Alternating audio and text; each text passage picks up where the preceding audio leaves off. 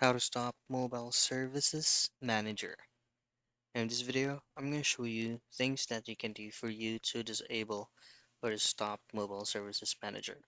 But first off, mobile service manager on your devices or all the devices most likely is already built in.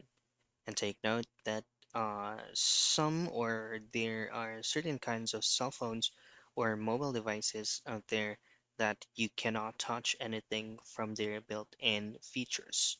So for you to be able to check that, just simply go into your phone settings and then look for mobile service manager. Now some phones do not um, indicate as mobile service manager.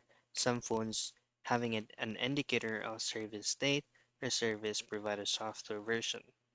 Now if you do have this on your mobile device, all you have to do is to access service state and then disable or stop option or force stop option will most likely be showing under here.